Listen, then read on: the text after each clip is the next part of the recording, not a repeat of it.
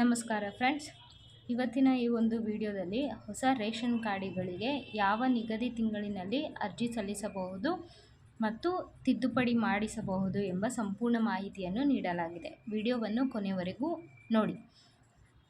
ಈ ಒಂದು ಮಾಹಿತಿಯನ್ನು ತಿಳಿದು ಆ ಒಂದು ತಿಂಗಳಿನಲ್ಲಿಯೇ ನೀವು ಕೂಡ ಆನ್ಲೈನ್ ಮುಖಾಂತರ ಹೊಸ ರೇಷನ್ ಕಾರ್ಡ್ಗಳಿಗೆ ಅರ್ಜಿಯನ್ನು ಸಲ್ಲಿಕೆ ಮಾಡಬಹುದು. ಆ ರೇಷನ್ ಕಾರ್ಡ್ ನಿಮಗೆ ದೊರೆತರೆ ಎಲ್ಲ ಗ್ಯಾರಂಟಿ ಯೋಜನೆಗಳ ಪ್ರಯೋಜನಗಳನ್ನು ಕೂಡ ನೀವು ಪಡೆದುಕೊಳ್ಳಬಹುದು. ಸ್ನೇಹಿತರೆ, ಇತ್ತೀಚಿನ ದಿನಗಳಲ್ಲಿ ಹೊಸ ರೇಷನ್ ಕಾರ್ಡ್ಗಳನ್ನು ಪಡೆಯಲು ಲಕ್ಷಾಂತರ ಜನರು ಕಾಯ್ತಾ ಇದ್ದಾರೆ. ಏನಕ್ಕಂದರೆ ಆ ಒಂದು ರೇಷನ್ ಕಾರ್ಡ್ಗಳ ಮುಖಾಂತರ ಉಚಿತ ಧಾನ್ಯ ಕೂಡ ಪಡೆಯಬಹುದು ಹಾಗೂ ಇನ್ನಿತರ ಪಂಚ ಗ್ಯಾರಂಟಿ ಯೋಜನೆಗಳ ಪ್ರಯೋಜನಗಳನ್ನು ಕೂಡ ಪಡೆಯಬಹುದಾಗಿದೆ.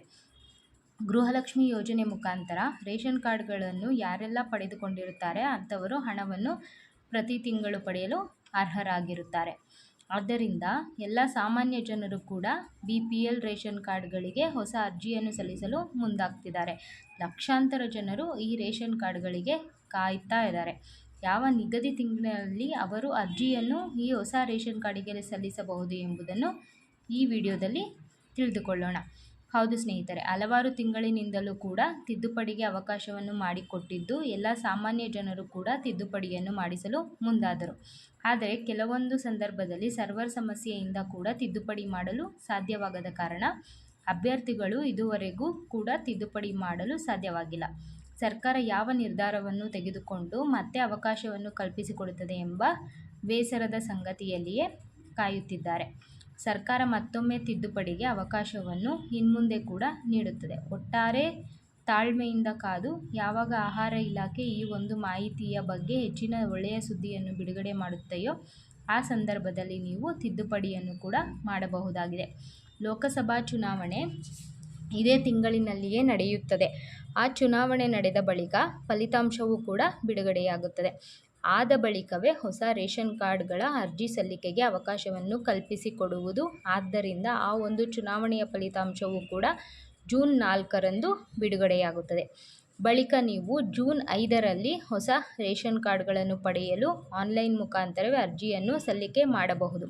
ನಿಮ್ಮ ಹತ್ತಿರ ಒಂದು ಫೋನ್ ಇದ್ದರೆ ಸಾಕು. ಆ ಫೋನ್ಗಳನ್ನು ಬಳಸಿಕೊಂಡು ಕೂಡ ಆನ್ಲೈನ್ನಲ್ಲಿ ನಿಮ್ಮ ದಾಖಲಾತಿಗಳನ್ನೆಲ್ಲ ಸಲ್ಲಿಕೆ ಮಾಡುವ ಮುಖಾಂತರ ಹೊಸ ರೇಷನ್ ಕಾರ್ಡ್ಗಳಿಗೂ ಕೂಡ ಅರ್ಜಿಯನ್ನು ಸಲ್ಲಿಸಬಹುದು. ಕಳೆದ ವರ್ಷ ಮೇ ತಿಂಗಳಿನಲ್ಲಿ ಚುನಾವಣೆ ಕೂಡ ನಡೆದಿತ್ತು. ಆ ಒಂದು ಚುನಾವಣೆಯಲ್ಲಿ ಪಂಚ ಗ್ಯಾರಂಟಿ ಯೋಜನೆಗಳು ಕೂಡ ಜಾರಿಗೆ ತರಲಾಯಿತು. ಆ ಯೋಜನೆಗಳನ್ನೆಲ್ಲ ಜಾರಿ ತಂದ ಬಳಿಕ ಸರ್ಕಾರ ಹೊಸ ನಿಯಮವನ್ನು ಜಾರಿಗೊಳಿಸಿದ್ದು, ಯಾರೆಲ್ಲ BPL ರೇಷನ್ ಕಾರ್ಡ್ಗಳನ್ನು ಹೊಂದಿರುತ್ತಾರೋ ಅಂಥವರೆಲ್ಲರೂ ಕೂಡ ಪಂಚ ಗ್ಯಾರಂಟಿ ಯೋಜನೆಗಳ ಮುಖಾಂತರ ಸಾಕಷ್ಟು ಪ್ರಯೋಜನಕಾರಿಯಾದ ಸೌಲಭ್ಯವನ್ನು ಕೂಡ ಪಡೆಯಬಹುದು. ಸರ್ಕಾರ ಒಂದು ಹೊಸ ನಿಯಮವನ್ನು ಕೂಡ ಜಾರಿಗೊಳಿಸಿತು. ಆ ಎಲ್ಲ ಹೊಸ ನಿಯಮವನ್ನು ಕಂಡುಕೊಂಡ ಜನರು ಎಲ್ಲರೂ BPL ರೇಷನ್ ಕಾರ್ಡ್ಗಳನ್ನು ಮಾಡಿಸಲು ಮುಂದಾದರು.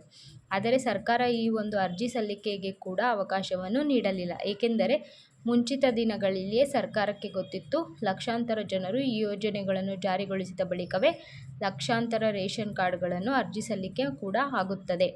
ಆದ್ದರಿಂದ ನಾವು ಈ ಒಂದು ವರ್ಷದಲ್ಲಿ ರೇಷನ್ ಕಾರ್ಡ್ಗಳಿಗೆ ಅರ್ಜಿ ಸಲ್ಲಿಸಲು ಕೂಡ ಅವಕಾಶವನ್ನು ನೀಡಬಾರದು ಎಂದು ಸರ್ಕಾರ ಮುಂಚಿತವಾಗಿಯೇ ಒಂದು ನಿರ್ಧಾರವನ್ನು ಮಾಡಿ 2023ನೇ ಸಾಲಿನಲ್ಲಿ ಯಾವುದೇ ರೀತಿಯ ಅರ್ಜಿ ಸಲ್ಲಿಕೆಗೆ ಅವಕಾಶವನ್ನು ಕೂಡ ಮಾಡಿಕೊಡಲಿಲ್ಲ.